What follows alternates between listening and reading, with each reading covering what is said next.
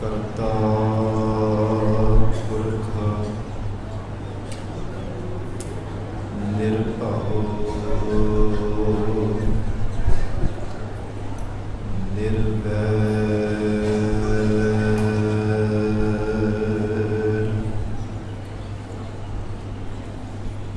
ਅਕਾਲ ਮੂਰਤ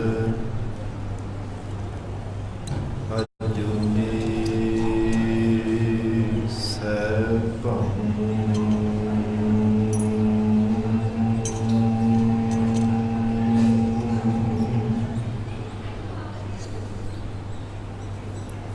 ਗੁਰ ਪ੍ਰਸਾਦ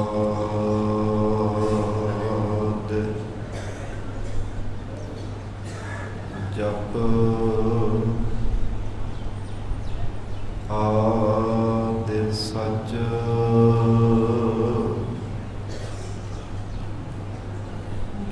ਜੁਗਾਦਿ ਸਚ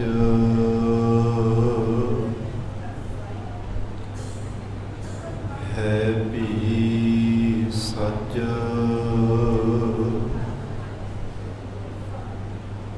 ਨਾਨਕ ਹੋਸੀ ਵੀ ਸਚ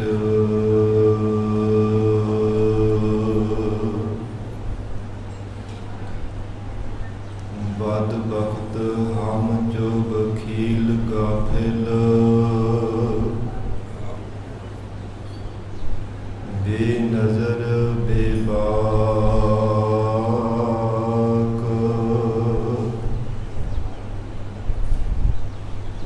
ਨਾਨਕ ਗੋਇਦ ਜਨ ਤੁਰਾ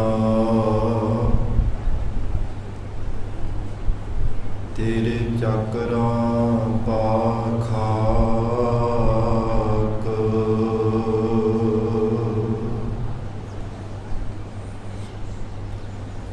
ਹਮ ਮੈਲੇ ਤੁਮ ਉਜਲ ਕਰਤੇ ਹਮ ਨਿਰਗੁਣ ਤੂ ਦਾਤਾ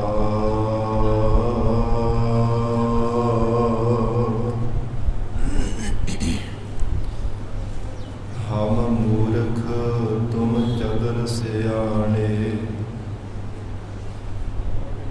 ਤੂ ਸਰਬ ਕਲਾ ਕਾ ਗਿਆਤਾ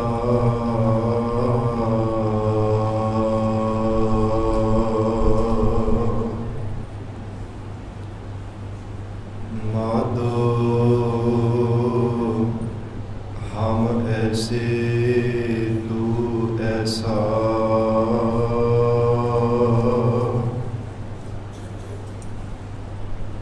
ਹਮ ਪਾਪੀ ਤੁਮ ਪਾਪ ਖੰਡਨ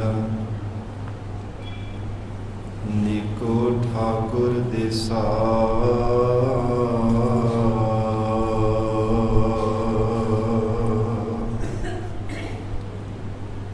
ਹਮ ਪਾਪੀ ਤੁਮ ਪਾਪ ਖੰਡਨ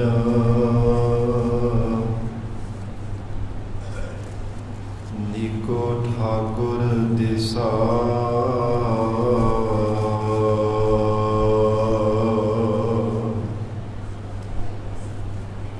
ਮੂਕ ਗੁਜਰ ਹੈ ਸ਼ਾਸਤਰ ਖੱਡ ਪਿੰਗ ਗਿਰਨ ਚੜ ਜਾਏ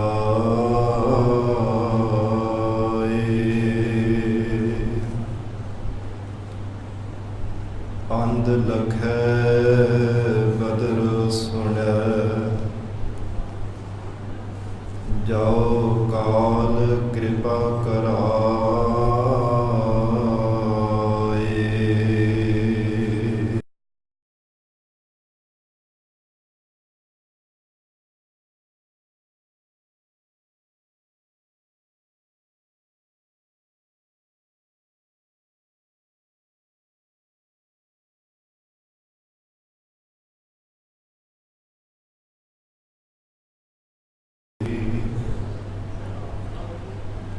ਹਮਲਾ ਸਕਤ ਕਰ ਸਿਫਤ ਤੁਮਾਰੀ ਆਪ ਲੇਹੁ ਤੁਮ ਕਥਾ ਸੁਧਾਰੀ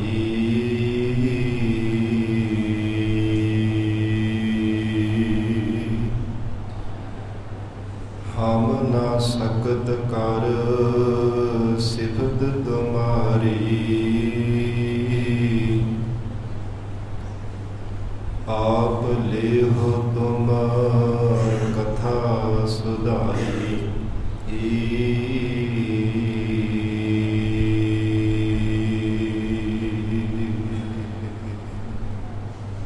ਵਾਹਿਗੁਰੂ ਜੀ। ਸਤਿਨਾਮ ਸ੍ਰੀ ਵਾਹਿਗੁਰੂ ਸਾਹਿਬ ਜੀਓ। ਰਾਗ ਗੌੜੀ ਪੂਰਬੀ ਮਹੱਲਾ ਚੌਥਾ। ਕਾਮ ਕ੍ਰੋਧ ਨਗਰ ਬਹੁ ਭਰਿਆ, ਮਿਲ ਸਾਧੂ ਖੰਡਲ ਖੰਡਾਹੀ। ਪੂਰਬ ਲਿਖਤ ਲਿਖੇ ਗੁਰ ਪਾਇਆ, ਮਨ ਹਰ ਲਿਵ।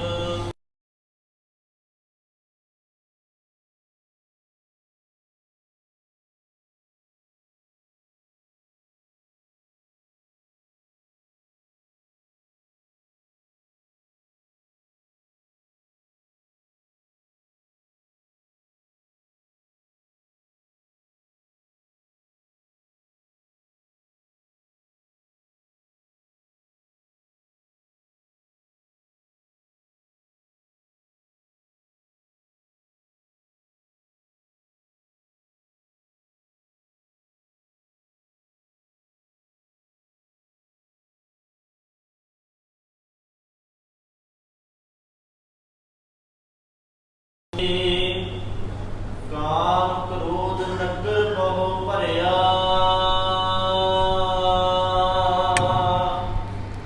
ਵਾਹਿਗੁਰੂ ਜੀ ਕਾ ਖਾਲਸਾ ਵਾਹਿਗੁਰੂ ਜੀ ਕੀ ਫਤਿਹ। ਪਤਿਤ ਪਾਵਨ ਭਗਤ ਵਛਲ ਅੰਤਰਜਾਮੀ ਕਰੁਣਾ ਨਿਧਾਨ ਗੁਰੂ ਗਰੀਬ ਨਵਾਜ। ਕਲਯੁਗ ਕੇ ਤਾਰਨ ਹਾਰੇ ਸ਼ਬਦ ਗੁਰੂ ਸਾਹਿਬ ਸਤਿਗੁਰੂ ਧੰਨ ਧੰਨ ਸ੍ਰੀ ਗੁਰੂ ਗ੍ਰੰਥ ਸਾਹਿਬ ਮਹਾਰਾਜ ਸੱਚੇ ਪਾਤਸ਼ਾਹ ਜੀ ਦੀ ਪਾਵਨ ਪਵਿੱਤਰ ਹਜ਼ੂਰੀ ਅੰਦਰ ਸੁਭਾਈਮਾਨ ਗੁਰੂ ਖਾਲਸਾ ਸਾਧ ਸੰਗਤ ਜੀਓ।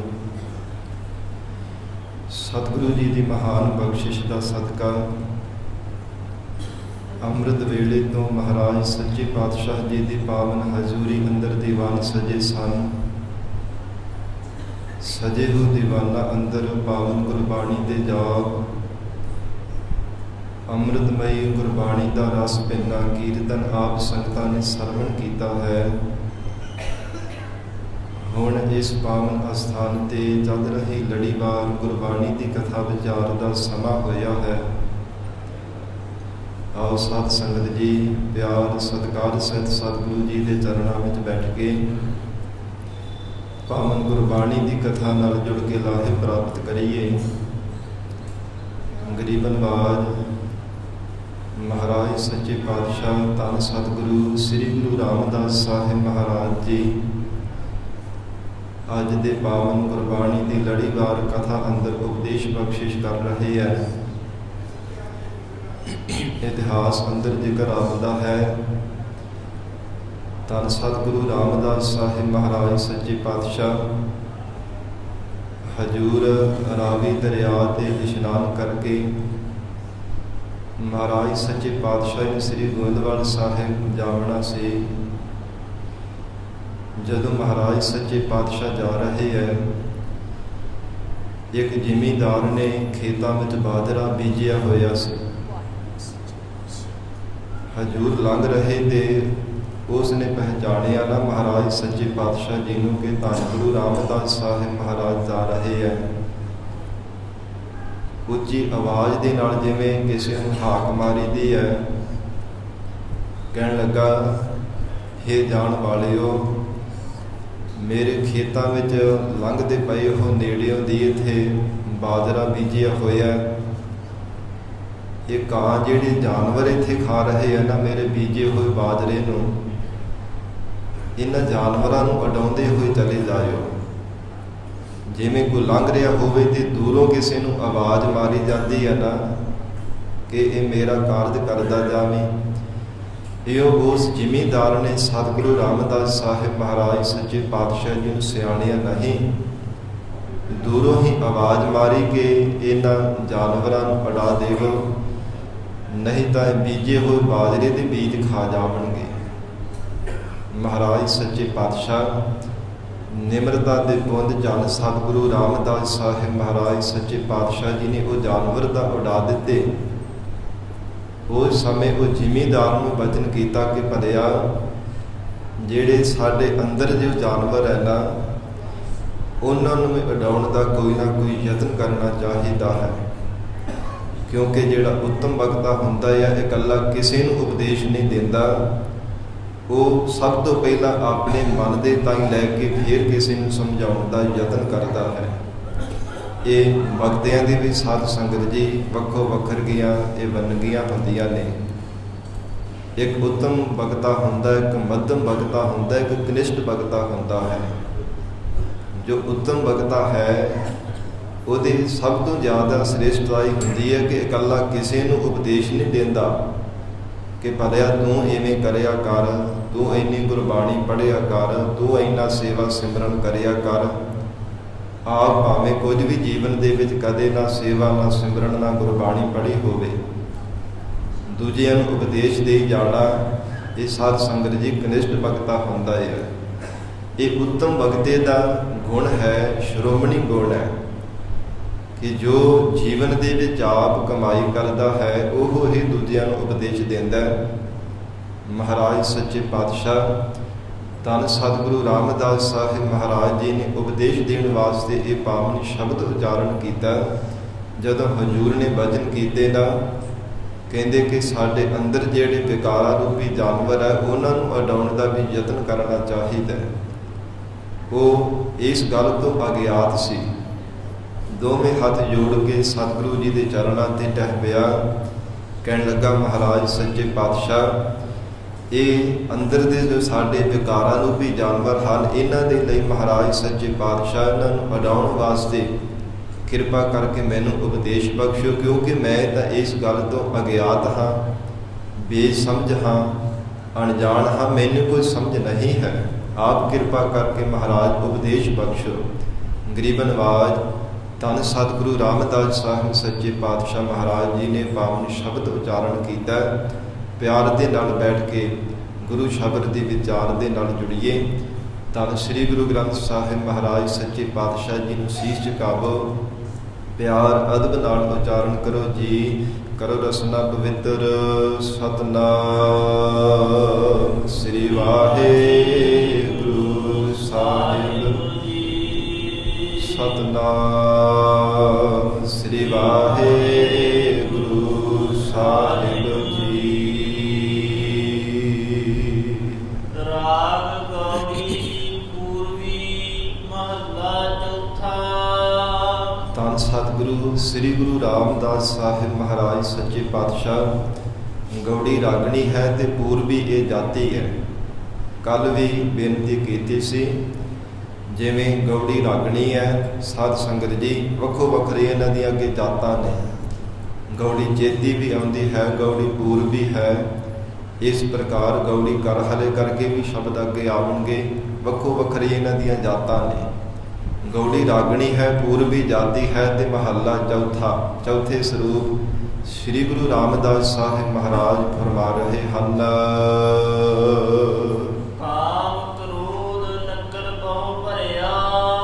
ਹਜੂਰ ਬਖਸ਼ਿਸ਼ ਕਰ ਰਹੇ ਹੈ ਕਿ ਸਰੀਰ ਰੂਪੀ ਨਗਰ ਹੈ। ਕਾਮ, ਕ੍ਰੋਧ, ਲੋਭ, ਹੰਕਾਰ ਇਹ ਵਿਕਾਰਾਂ ਦੇ ਨਾਲ ਭਰਿਆ ਹੈ।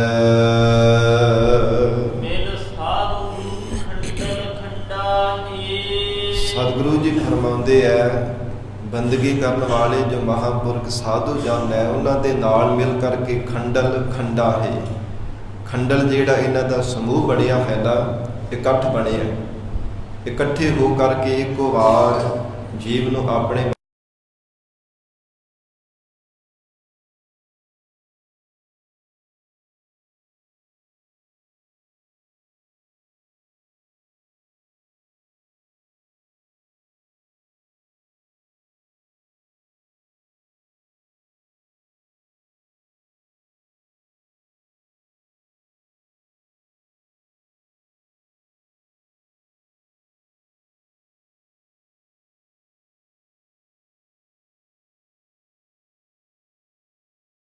ਅਗਿਆਤ ਹੋਣੇ ਕਰਕੇ, ਅਵਿਦਿਆ ਦੀ ਨਿੰਦਰਾ ਵਿੱਚ ਘੁੱਪ ਸੁੱਤਾ ਹੋਇਆ ਹੋਣੇ ਕਰਕੇ ਜੀਵ ਨੂੰ ਪਤਾ ਹੀ ਨਹੀਂ ਚੱਲਦਾ ਕਿ ਮੇਰੇ ਅੰਦਰ ਇਹ ਵਿਕਾਰ ਹੈ। ਜਿਵੇਂ ਮਹਾਰਾਜ ਸੱਚੇ ਪਾਤਸ਼ਾਹ ਜੀ ਦੇ ਬਚਨ ਆਉਂਦੇ ਆ, ਇਸ ਦੇ ਹੀ ਅੰਦਰ ਪੰਜ ਚੋਰ ਵਸਹਿ। ਇੱਥੇ ਚੋਰ ਕਿਹਾ ਮਹਾਰਾਜ ਜੀ ਨੇ ਵਿਕਾਰਾਂ ਨੂੰ। ਇਸ ਦੇ ਹੀ ਅੰਦਰ ਪੰਜ ਚੋਰ ਵਸਹਿ, ਕਾਮ ਕ੍ਰੋਧ ਲੋਭ ਮੋਹ ਅਹੰਕਾਰਾ। ਅੰਮ੍ਰਿਤ ਲੁਟਹਿ ਮਨ ਮੁਖ ਨਹੀਂ ਬੁਝਹਿ, ਕੋਈ ਨਾ ਸੁਣੈ ਪੁਕਾਰਾ।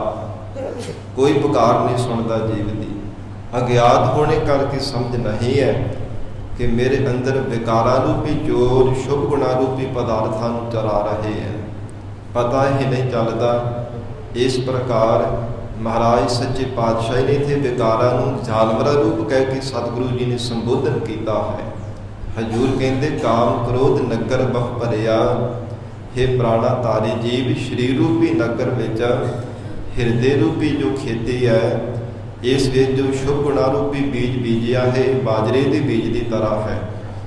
ਵਿਕਾਰਾਂ ਰੂਪੀ ਜਾਨਵਰ ਇਸ ਨੂੰ ਹਰ ਸਮੇਂ ਚੁਗਦੇ ਹੈ, ਹਰ ਸਮੇਂ ਬਾਰ-ਬਾਰ ਖਾਈ ਜਾ ਰਹੇ ਹੈ, ਤੇਰੇ ਸ਼ੁਭ ਗੁਣਾਂ ਨੂੰ ਅਭਾਵ ਕਰ ਰਹੇ ਹੈ, ਔਗਣਹਾਰਾ ਤੈਨੂੰ ਬਣਾ ਰਹੇ ਹੈ।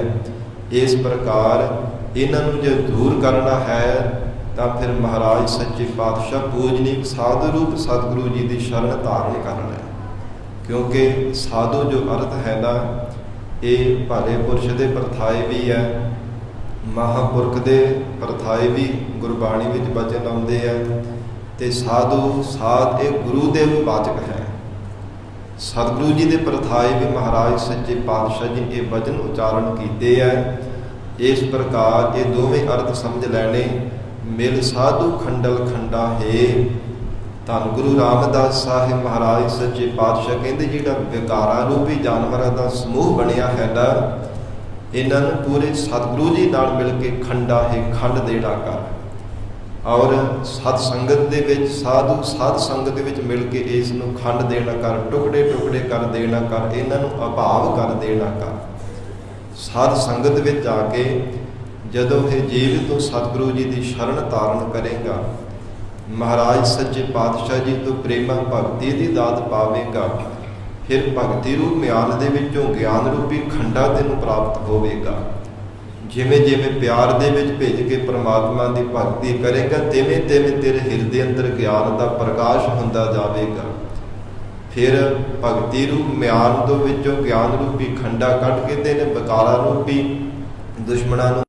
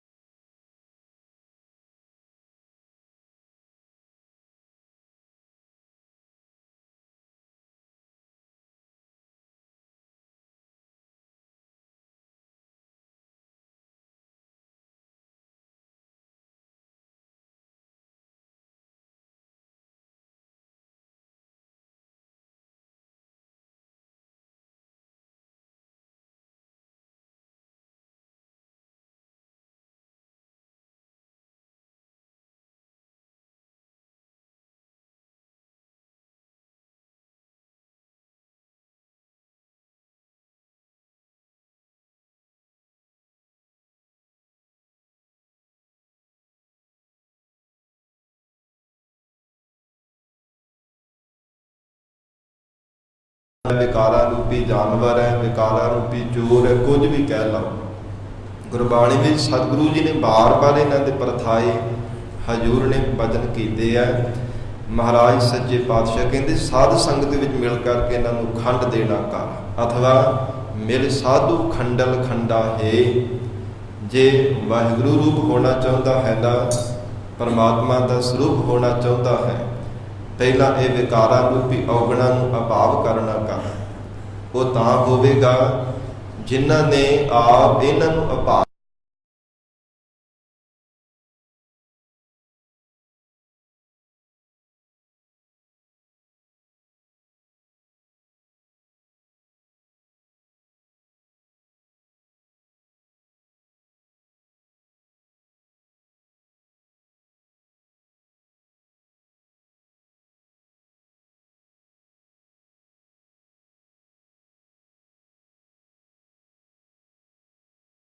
ਚਿੱਤ ਵੀ ਹੰਕਾਰ ਨੂੰ ਹਿਰਦੇ ਅੰਦਰ ਪ੍ਰਵੇਸ਼ ਨਹੀਂ ਹੋਣ ਦੇਣਾ ਕੀਤਾ, ਕਿਉਂਕਿ ਹੰਕਾਰ ਦੀ ਐਸੀ ਸਾਧ ਸੰਗਤ ਜੀ ਸੜਾਂਦ, ਐਸੀ ਬਦਬੂ ਹੈ, ਜੀਵਨ ਪਰ ਬੇਹੋਸ਼ ਹੋ ਕਰਕੇ ਰਹਿੰਦਾ ਹੈ, ਕਦੇ ਹੋਸ਼ ਵਿੱਚ ਆਉਂਦਾ ਹੀ ਨਹੀਂ ਹੈ। ਜਿਵੇਂ ਬਦਬੂ ਦੁਰਗੰਧੀ ਹੋਵੇ ਤੇ ਬੰਦਾ ਜਦੋਂ ਸੁੰਘ ਲਵੇ ਨਾ ਦੁਰਗੰਧੀ ਨੂੰ ਤੇ ਬੇਹੋਸ਼ਾ ਹੋ ਜਾਂਦਾ ਹੈ।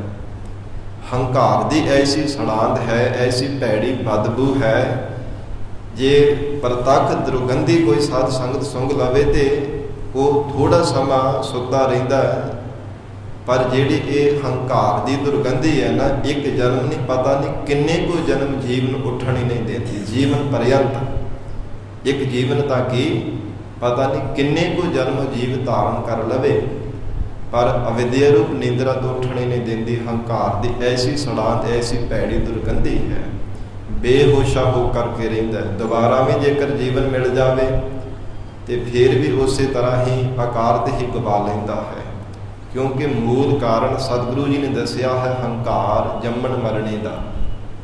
ਜਿੰਨੀ ਦੇਰ ਤੱਕ ਜੀਵ ਦੇ ਹਿਰਦੇ ਅੰਦਰ ਹੰਕਾਰ ਦੀ ਸੜਾਂਦ ਹੈ,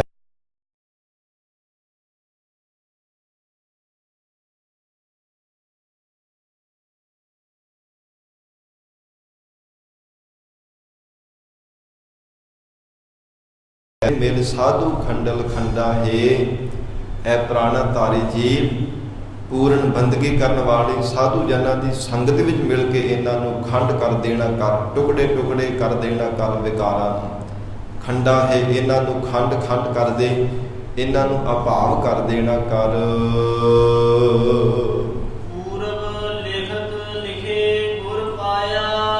ਮਹਾਰਾਜ ਸੱਚੇ ਪਾਤਸ਼ਾਹ ਕਹਿੰਦੇ ਜਿਨ੍ਹਾਂ ਦੀ ਪੂਰਬਲੀ ਲਿਖਤ ਲਿਖੀ ਹੁੰਦੀ ਹੈ ਨਾ ਨਿਸ਼ਕਾਮ ਕਰਮਾਂ ਰੂਪੀ, ਉਹਨਾਂ ਨੇ ਪੂਰੇ ਸਤਿਗੁਰੂ ਜੀ ਨੂੰ ਪ੍ਰਾਪਤ ਕਰਨਾ ਕੀਤਾ।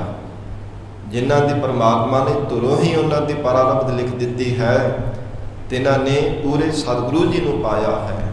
ਪੂਰਾ ਗੁਰੂ ਵੀ ਪ੍ਰਾਪਤ ਹੋਣਾ ਬਿਨਾਂ ਭਾਗਾਂ ਤੋਂ ਨਹੀਂ ਜੀਵਨ ਦੇ ਵਿੱਚ ਨਸੀਬ ਹੋਇਆ ਕਰਦਾ। ਅਧੂਰੇ ਤਾਂ ਬਥੇਰੇ ਮਿਲ ਜਾਂਦੇ ਆ, ਥਾਵਾਂ ਥਾਵਾਂ ਤੇ ਦੁਕਾਨਾਂ ਖੋਲ੍ਹ ਕਰਕੇ ਬੈਠੇ ਆ, ਪਰ ਪੂਰੇ ਤੇ ਸੱਚੇ ਸਤਿਗੁਰੂ ਜੀ ਦੀ ਪ੍ਰਾਪਤੀ ਹੋਣੀ ਬਿਨਾਂ ਭਾਗਾਂ ਤੋਂ ਨਹੀਂ ਕਦੇ ਵੀ ਜੀਵਨ ਵਿੱਚ ਨਸੀਬ ਹੁੰਦੀ। ਮਹਾਰਾਜ ਸੱਚੇ ਪਾਤਸ਼ਾਹ ਕਹਿੰਦੇ ਆ ਨਾ, ਜਿਨ ਮਸਤਕ ਧੁਰ ਹਰ ਲਿਖਿਆ, ਤਿਨਾਂ ਸਤਿਗੁਰ ਮਿਲਿਆ ਰਾਮ ਰਾਜੇ। ਕਿਹਨਾਂ ਨੂੰ ਪੂਰੇ ਸਤਿਗੁਰੂ ਜੀ ਦੀ ਪ੍ਰਾਪਤੀ ਹੋਈ, ਜਿਨ੍ਹਾਂ ਦੇ ਧੁਰੋਂ ਹੀ ਪਰਮਾਤਮਾ ਨੇ ਜੀਵ ਦੇ ਨਿਸ਼ਕਾਮ ਕਰਮਾਂ ਰੂਪੀ ਲੇਖ ਲਿਖ ਕਰਕੇ ਪਾਏ ਹੈ। ਜਿਨ੍ਹਾਂ ਨੇ ਪੂਰਬਲੇ ਜਨਮ ਨਿਸ਼ਕਾਮ ਕੀਤੇ ਸਨ, ਤਿਨਾਂ ਨਿਸ਼ਕਾਮ ਕਰਮਾਂ ਦੀ ਬਦੌਲਤ ਪੂਰੇ ਸਤਿਗੁਰੂ ਜੀ ਨੂੰ ਪਾਇਆ ਹੈ। ਪੂਰਬ ਲਿਖਤ ਲਿਖੇ ਗੁਰ ਪਾਇਆ, ਪੂਰਬਲੇ ਚੰਗੇ ਕਰਮਾਂ ਦੀ ਲਿਖਤ ਪਰਮਾਤਮਾ ਨੇ ਲਿਖ ਕਰਕੇ ਪਾਈ ਹੈ। ਇਹ ਜੀਵ ਤਾਂ ਹੀ ਪੂਰੇ ਸਤਿਗੁਰੂ ਜੀ ਦੀ ਸ਼ਰਨ ਮਿਲੀ ਹੈ।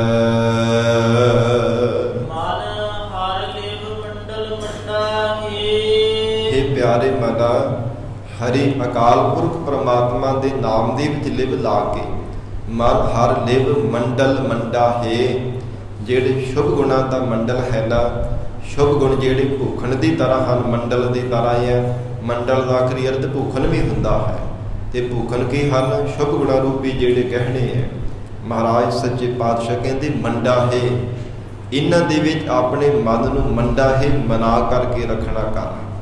ਜਿਹੜਾ ਔਗੁਣਾਂ ਨੂੰ ਹਰ ਸਮੇਂ ਮੰਨੀ ਜਾਂਦਾ, ਅਸਤ ਸੰਸਾਰ ਜਿਹੜਾ ਅਸਤ ਔਰ ਦੁੱਖ ਤੇ ਜੜ ਰੂਪ ਹੈ, ਇਸੇ ਨੂੰ ਹੀ ਨਿਸ਼ਚੈ ਕਰਕੇ ਮੰਨੀ ਜਾਂਦਾ ਹੈ।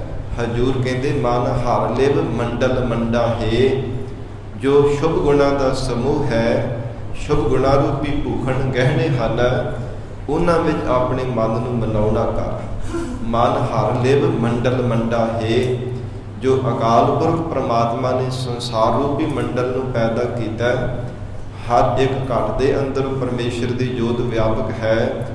ਉਸ ਪਰਮਾਤਮਾ ਵਾਹਿਗੁਰੂ ਦੇ ਸਰੂਪ ਨੂੰ ਮੰਡਾ ਹੀ ਮੰਨਣਾ ਕਰ। ਇਹ ਮਨਾ ਜਿੰਨੀ ਦੇਰ ਤੱਕ ਨਿਸ਼ਚੈ ਕਰਕੇ ਪਰਮਾਤਮਾ ਦੇ ਸਰੂਪ ਨੂੰ ਮੰਨਦਾ ਨਹੀਂ, ਜਿੰਨੀ ਦੇਰ ਤੱਕ ਮਨ ਦੇ ਵਿੱਚ ਕੋਈ ਸ਼ੰਕੇ ਹਨ, ਮਨ ਦੇ ਵਿੱਚ ਭਰਮ ਰੂਪੀ ਪੜਦਾ ਪਿਆ ਹੋਇਆ, ਉਨੀ ਦੇਰ ਤੱਕ ਕਦਾਚਿਤ ਵੀ ਉਹ ਪਰਮਾਤਮਾ ਦੇ ਸਰੂਪ ਨੂੰ ਨਿਸ਼ਚੈ ਕਰਕੇ ਜਾਣ ਨਹੀਂ ਸਕੇਗਾ। ਇਸ ਲਈ ਮਨ ਹਰ ਲਿਵ ਮੰਡਲ ਮੰਡਾ ਹੈ। ਹੇ ਨਾਮ ਸਾਧ ਸੰਗਤ ਜੀ ਸਤਿਕਾਰ ਦਾ ਹੈ। ਸਤਿਕਾਰ ਦੇ ਵਜੋਂ ਹੇ ਮਹਾਰਾਜ ਸੱਚੇ ਪਾਤਸ਼ਾਹ ਜੀ ਨੇ ਹਰ ਇੱਕ ਪੰਕਤੀ ਦੇ ਪਿੱਛੇ ਬਾਰ-ਬਾਰ ਉਚਾਰਨ ਕੀਤਾ। ਗਰੀਬ ਨਵਾਜ ਸਤਿਗੁਰੂ ਜੀ ਬਖਸ਼ਿਸ਼ ਕਰਦੇ ਹੈ, ਇਹ ਪਿਆਰੇ ਮਨਾ ਪਰਮਾਤਮਾ ਦੇ ਨਾਮ ਦੇ ਵਿੱਚ ਲਿਵ ਲਾਵਣਾ ਕਰ ਔਰ ਮਨ ਦਾ ਮੰਨਣ ਕਰਨਾ ਕਰਕੇ ਪਰਮੇਸ਼ਰ ਦਾ ਨਾਮ ਹੀ ਸਦੀਵੀ ਕਾਲ ਲਈ ਸੱਚਾ ਹੈ।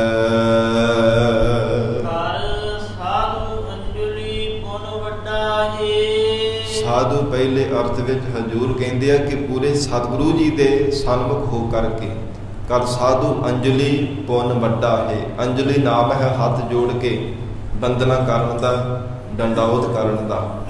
ਕਰ ਸਾਧੂ ਅੰਜਲੀ ਪੁੰਨ ਵੱਡਾ ਹੈ, ਵੱਡਾ ਪੁੰਨ ਤੈਨੂੰ ਪ੍ਰਾਪਤ ਹੋਵੇਗਾ ਜੇ ਮਹਾਰਾਜ ਸੱਚੇ ਪਾਤਸ਼ਾਹੀ ਦੇ ਸਮਸਤ ਸਨਮੁਖ ਹੋ ਕੇ ਦੋਵੇਂ ਹੱਥ ਜੋੜ ਕੇ ਬੇਨਤੀਆਂ ਕਰੇ, ਦੋਵੇਂ ਹੱਥ ਜੋੜ ਕੇ ਸਤਿਗੁਰੂ ਜੀ ਦੇ ਚਰਨਾਂ ਵਿੱਚ ਜੋਦੜੀ ਕਰੇ।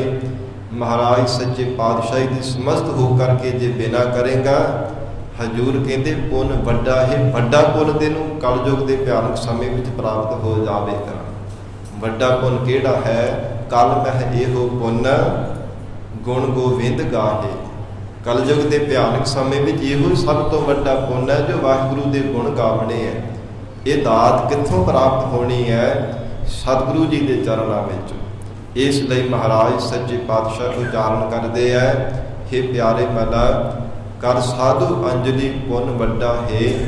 ਸਾਧੂ ਪੁਰਖਾਂ ਦੇ ਜਾਂ ਸਾਧ ਸੰਗਤ ਵਿੱਚ ਮਿਲ ਕਰਕੇ ਦੋਵੇਂ ਹੱਥ ਜੋੜ ਕਰਕੇ ਬੇਨਤੀਆਂ ਕਰ।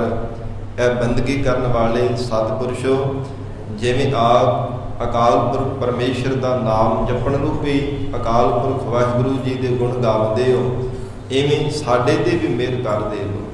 ਸਾਨੂੰ ਵੀ ਐਸਾ ਪ੍ਰੇਮ ਦਾ ਰੰਗ ਹਿਰਦੇ ਅੰਦਰ ਲਾ ਦੇਵੋ ਜਿਵੇਂ ਤੁਹਾਡੇ ਅੰਦਰ ਲੱਗਾ ਹੈ। ਕਰ ਸਾਧੂ ਅੰਜਲੀ, ਇਹ ਦੋਵੇਂ ਹੱਥ ਜੋੜ ਕਰਕੇ ਇੱਕ ਚਿੱਤ ਹੋ ਕੇ ਮਹਾਰਾਜ ਸੱਚੇ ਪਾਤਸ਼ਾਹ ਦੇ ਚਰਨਾਂ ਵਿੱਚ ਸਨਮੁਖ ਹੋ ਕੇ ਬੇਨਤੀ ਕਰ। ਇਹ ਜੀਵ ਤੈਨੂੰ ਵੱਡਾ ਪੁੰਨ ਪ੍ਰਾਪਤ ਹੋਵੇਗਾ।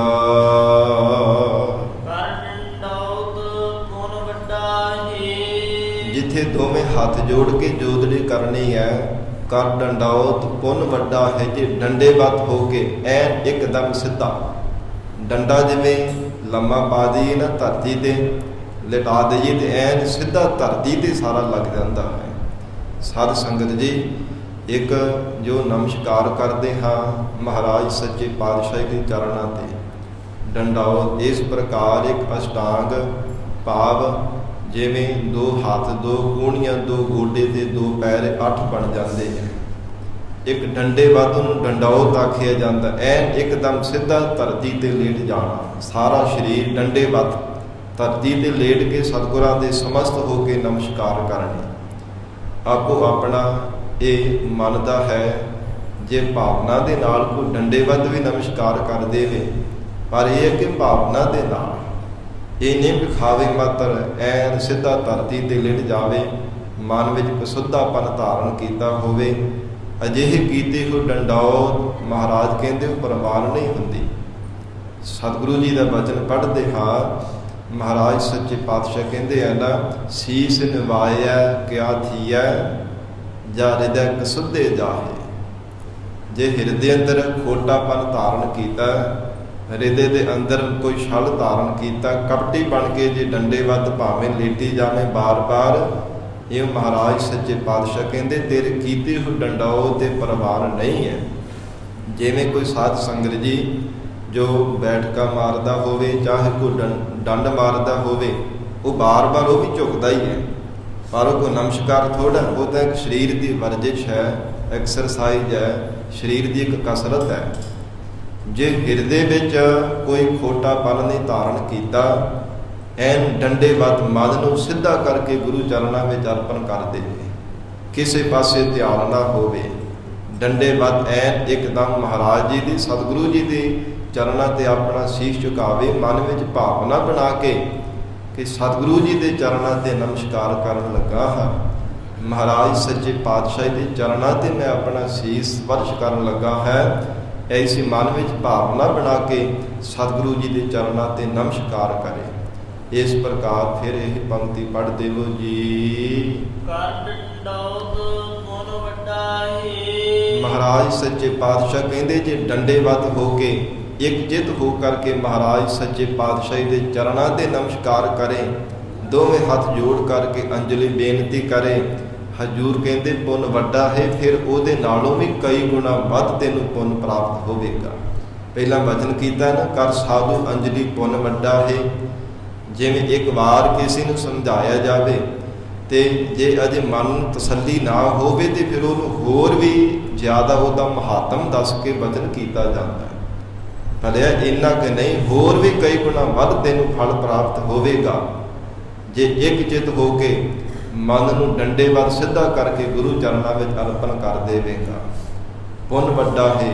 ਮਹਾਰਾਜ ਸੱਚੇ ਪਾਤਸ਼ਾਹ ਕਹਿੰਦੇ ਉਹਦੇ ਨਾਲੋਂ ਵੀ ਕਈ ਗੁਣਾ ਵੱਡਾ ਹੋਰ ਤੈਨੂੰ ਪੁੰਨ ਪ੍ਰਾਪਤ ਹੋ ਜਾਵੇਗਾ। ਵਿਸਰਾਮ ਦੇ ਕੇ ਸਤਿਗੁਰੂ ਜੀ ਫਰਮਾਉਂਦੇ ਹੈ, ਵਿਸਰਾਮ ਨਾਮ ਸਥਾਈ ਦਾ ਵੀ ਹੈ, ਵਿਸਰਾਮ ਨਾਮ ਟਿਕਾਊ ਦਾ ਵੀ ਹੈ, ਵਿਸਰਾਮ ਨਾਮ ਬੀਜ ਦਾ ਵੀ ਹੈ। ਜੋ ਮਹਾਰਾਜ ਸੱਚੇ ਪਾਤਸ਼ਾਹੀ ਦਾ ਉਪਦੇਸ਼ ਰੂਪੀ ਬੀਜ ਹੈ, ਇਸ ਨੂੰ ਆਪਣੇ ਅੰਤਸ਼ਕਰਨ ਹਿਰਦੇ ਰੂਪੀ ਧਰਤੀ ਤੇ ਬੀਜਣਾ, ਇਹਨੂੰ ਵੀ ਰਹਾਉ ਆਖਿਆ ਜਾਂਦਾ ਹੈ। ਇਸ ਪ੍ਰਕਾਰ ਮਹਾਰਾਜ ਸੱਚੇ ਪਾਤਸ਼ਾਹ ਇਸ ਸਥਾਈ ਰੂਪ ਜੋ ਵਿਸਰਾਮ ਦੇ ਕੇ ਅੱਗੇ ਫਰਮਾਨ ਕਰ ਰਹੇ ਹਨ।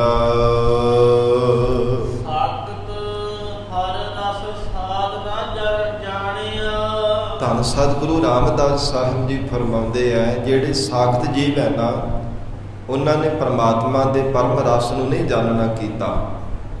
ਦੁਨੀਆ ਦੇ ਭਾਵੇਂ ਬਹੁਤ ਤਮਾਮ ਉਹ ਰਸ ਉਹ ਛਕਦੇ ਹੈ, ਜ਼ੁਬਾਨ ਕਰਕੇ ਵੀ, ਵਿਸ਼ਿਆਂ ਕਰਕੇ ਵੀ ਰਸ ਮਾਣਦੇ ਹੈ, ਪਰ ਪਰਮਾਤਮਾ ਦੇ ਪਰਮ ਰਸ ਨੂੰ ਨਹੀਂ ਉਹਨਾਂ ਨੇ ਜਾਣਨਾ ਕੀਤਾ।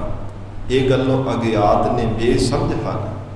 ਮਹਾਰਾਜ ਸੱਚੇ ਪਾਤਸ਼ਾਹ ਧੰਨ ਸਤਿਗੁਰੂ ਅਮਰਦਾਸ ਸਾਹਿਬ ਜੀ ਦੇ ਅਸੀਂ ਵਚਨ ਪੜ੍ਹਦੇ ਹਾਂ, ਕਹਿੰਦੇ ਜਿੰਨੀ ਦੇਰ ਤੱਕ ਪਰਮਾਤਮਾ ਦਾ ਪਰਮ ਰਸ ਨਹੀਂ ਇਹ ਜੀਵ ਚਖਣਾ ਕਰਦਾ, ਉਨੀ ਦੇਰ ਤੱਕ ਕਦੇ ਅੰਦਰ ਦੀ ਤ੍ਰਿਪਤੀ ਹੁੰਦੀ ਹੀ ਨਹੀਂ ਹੈ।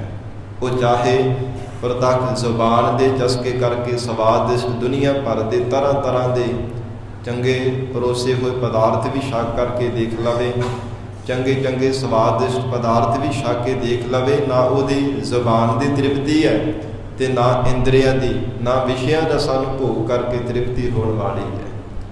ਜੀਵਨ ਪਰਯੰਤ ਭਾਵੇਂ ਵਿਸ਼ਿਆਂ ਕਰਕੇ ਰਸ ਮਾਣਦਾ ਰਹੇ, ਜ਼ੁਬਾਨ ਦੇ ਚਸਕੇ ਕਰਕੇ ਭਾਵੇਂ ਰਸ ਮਾਣਦਾ ਰਹੇ, ਮਹਾਰਾਜ ਸੱਚੇ ਪਾਤਸ਼ਾਹ ਕਹਿੰਦੇ ਕਦੇ ਤ੍ਰਿਪਤੀ ਨਹੀਂ ਹੋ ਸਕਦੀ।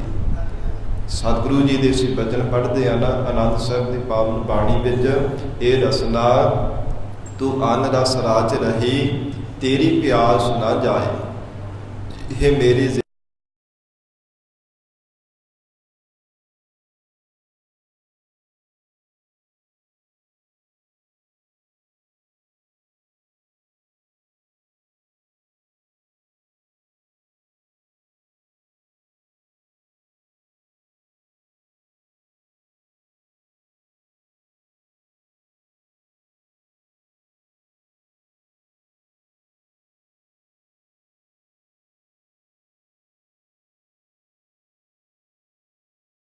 ਸਾਰੇ ਭਾਵੇਂ ਪਦਾਰਥਾਂ ਦੇ ਵਿਸ਼ਿਆਂ ਦੇ ਸਵਾਦਾਂ ਨੂੰ ਮਾਣਦੇ ਹੈ ਕਿ ਇਹ ਪਦਾਰਥ ਦਾ ਇੱਦਾਂ ਦਾ ਰਸ ਹੈ, ਇਸ ਪਦਾਰਥ ਦਾ ਇਵੇਂ ਦਾ ਸਵਾਦ ਹੈ, ਇਵੇਂ ਵਿਸ਼ਿਆਂ ਦਾ ਵਿਕਾਰਾਂ ਦਾ ਸਭ ਰਸਾਂ ਨੂੰ ਜਾਣਦੇ ਹੈ, ਪਰ ਪਰਮੇਸ਼ਰ ਦੇ ਪਰਮ ਰਸ ਨੂੰ ਸਾਖਤ ਪੁਰਸ਼ਾਂ ਨੇ ਨਹੀਂ ਜਾਣਨਾ ਕੀਤਾ।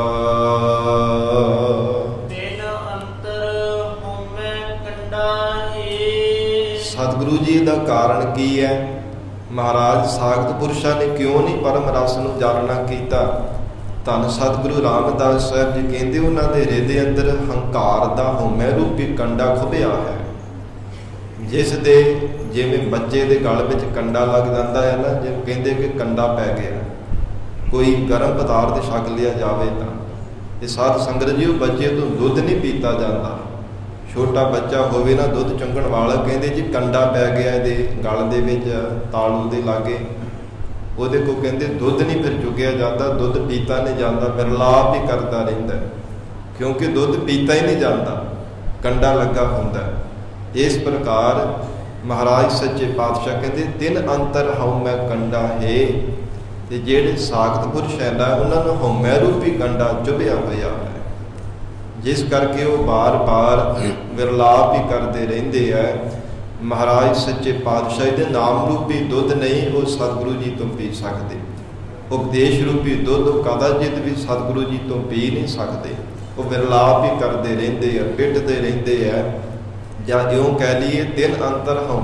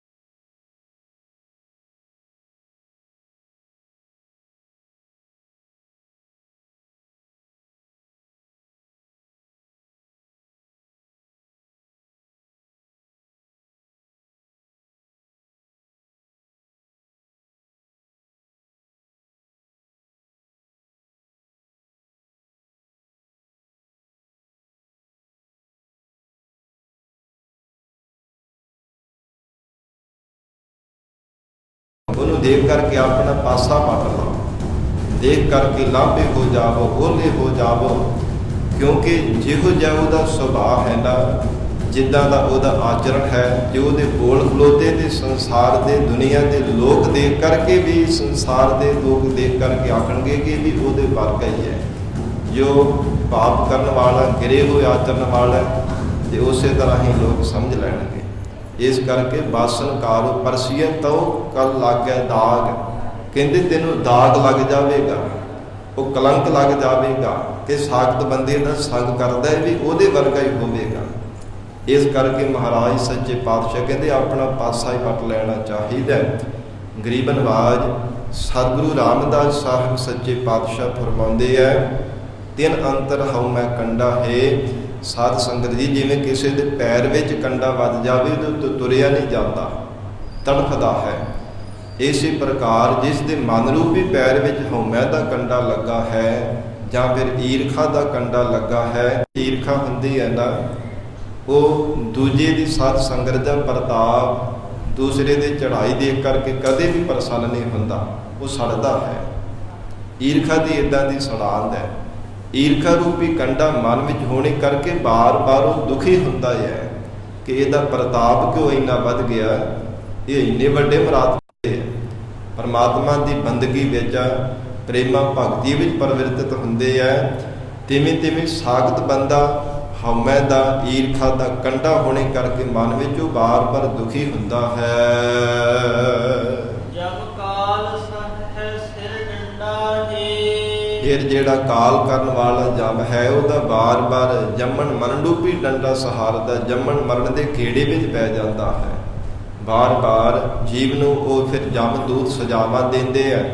ਇਸ ਪ੍ਰਕਾਰ ਮਹਾਰਾਜ ਸੱਚੇ ਪਾਤਸ਼ਾਹ ਕਹਿੰਦੇ ਇੱਦਾਂ ਦੀ ਫਿਰ ਉਹਨਾਂ ਜੀਵਾਂ ਦੀ ਹਾਲਤ ਹੁੰਦੀ ਹੈ ਜੋ ਹਰ ਸਮੇਂ ਈਰਖਾ ਹੀ ਮਨ ਵਿੱਚ ਧਾਰਨ ਕਰਕੇ ਰੱਖਦੇ ਹੈ, ਹਰ ਸਮੇਂ ਹੰਗਤਾ ਮਮਤਾ ਹੀ ਕਰਦੇ ਰਹਿੰਦੇ ਹੈ, ਹਰ ਸਮੇਂ ਹਉਮੈ ਦੇ ਸਹਿਤ ਹੋ ਕੇ ਹੀ ਜੀਵਨ ਨਿਰਵਾਹ ਕਰਦੇ ਹਨ। ਹਰ ਜਨ ਹਰ ਹਰ ਨਾਮ ਸਮਾਣੇ, ਧੰਨ ਸਤਿਗੁਰੂ ਰਾਮਦਾਸ ਸਾਹਿਬ ਪਾਤਸ਼ਾਹ ਫਰਮਾਨ ਕਰ ਰਹੇ ਹੈ, ਜੋ ਹਰੀ ਪਰਮੇਸ਼ਰ ਦੇ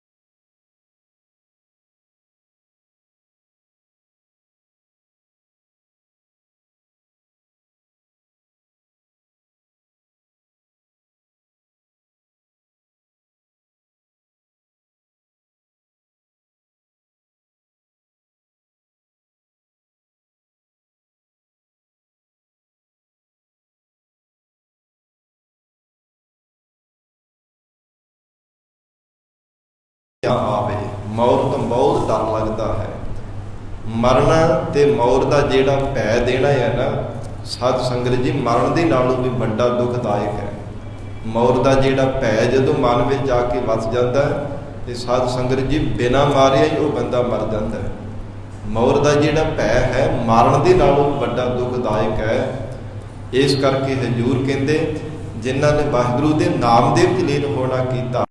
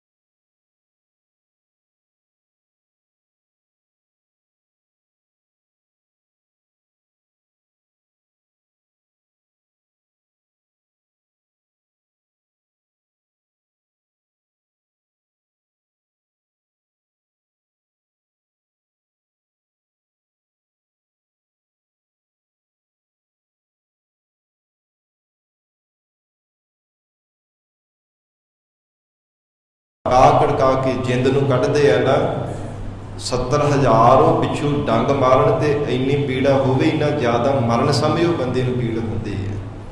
ਸਾਧ ਸੰਗਤ ਜੀ, ਮਹਾਂਪੁਰਖ ਸੰਤ ਬਾਬਾ ਈਸ਼ਰ ਸਿੰਘ ਜੀ ਦੋਧਰ ਵਾਲੇ ਹੋਏ ਆ, ਬਿਰਗਤ ਸਾਧੂ ਹੋਏ ਆ। ਜਦੋਂ ਉਹ ਆਪਣਾ ਸਰੀਰ ਸ਼ਾਂਤ ਕਰਨ ਲੱਗੇ ਸਨ, ਸੱਚਖੰਡ ਪਿਆਰਨਾ ਕਰਨ ਲੱਗੇ, ਤੇ ਉਹਨਾਂ ਦੇ ਕੋਲ ਜਿਹੜੇ ਵਿਦਿਆ ਪੜ੍ਹਨ ਵਾਲੇ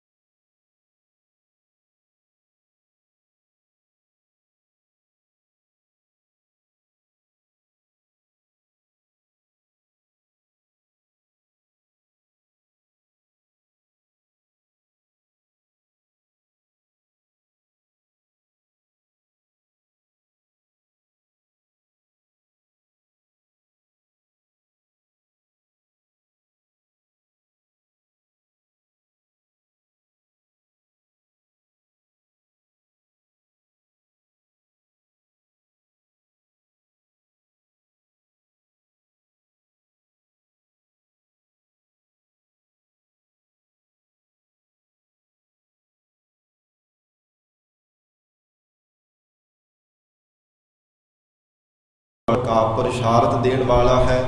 ਉਹ ਆਦਿਕ ਨਰਕਾਂ ਤੋਂ ਰੱਖ ਰੱਖਿਆ ਕਰਨ ਵਾਲਾ ਪਰਮੇਸ਼ਰ ਹੈ। ਅਬਨਾਸੀ ਪੁਰਖ ਪਾਇਆ ਪਰਮੇਸ਼ਰ, ਜੋ ਈਸ਼ਵਰ ਪਰਮ ਈਸ਼ਵਰ ਪਰਮਾਤਮਾ ਹੈ।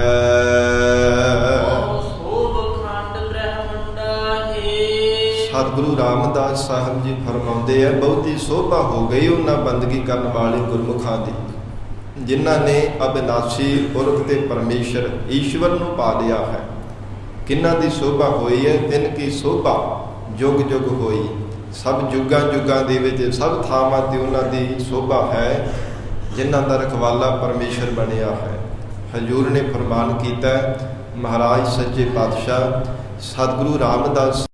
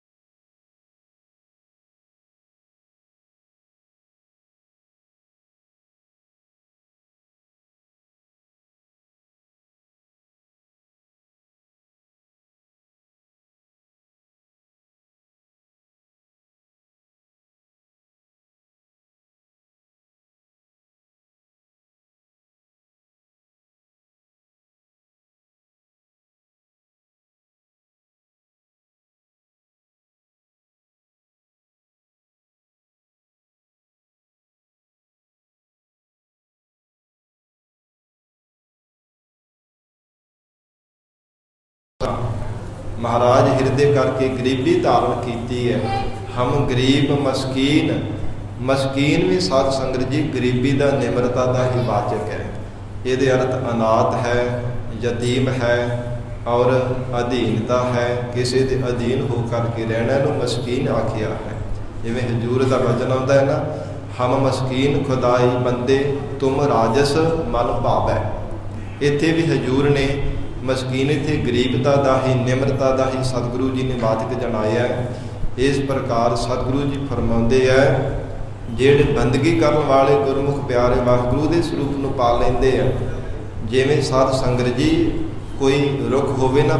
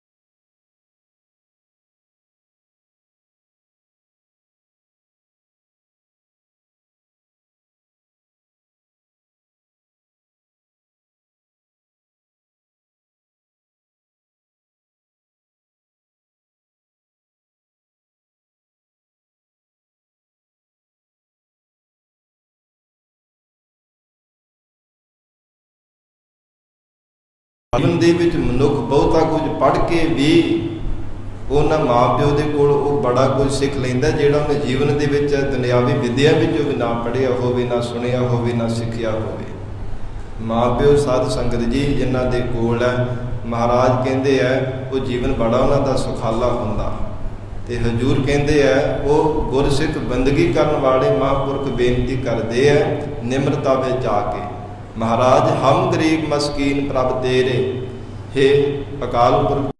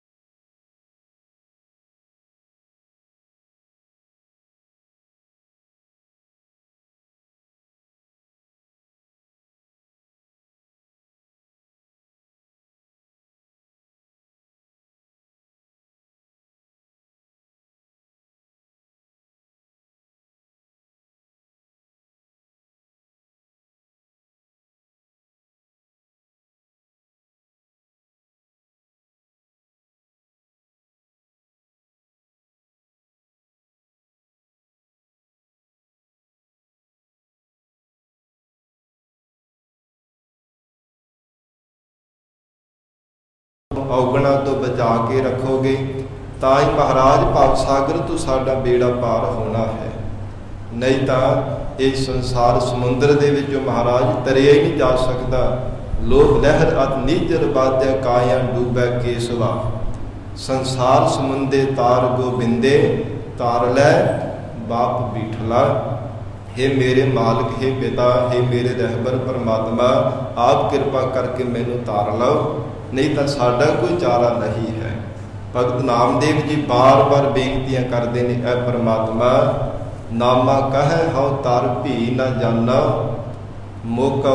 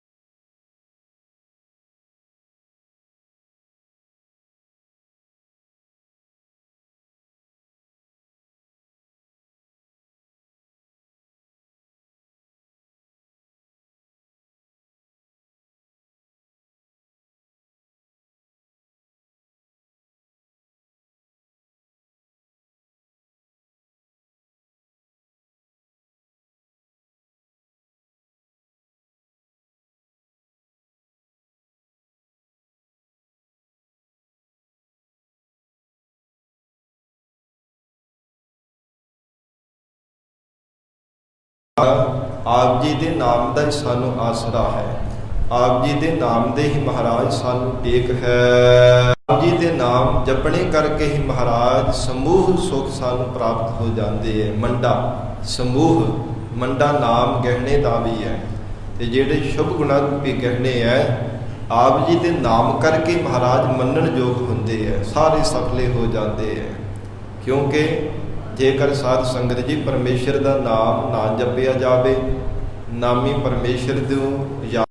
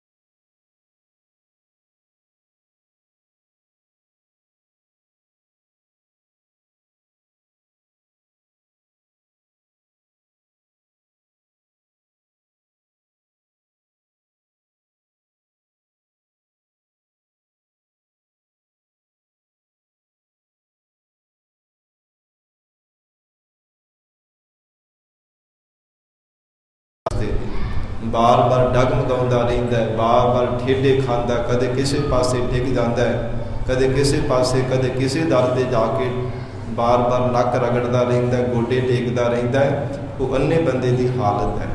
ਇਸ ਪ੍ਰਕਾਰ ਮਹਾਰਾਜ ਆਪ ਜੀ ਦਾ ਜੋ ਨਾਮ ਹੈ, ਉਹ ਸਾਡੇ ਲਈ ਡੰਗੋਰੀ ਹੈ। ਇਹ ਮਹਾਰਾਜ ਆਪ ਜੀ ਦੇ ਨਾਮ ਦਾ ਹੀ ਸਾਨੂੰ ਆਸਰਾ ਹੈ।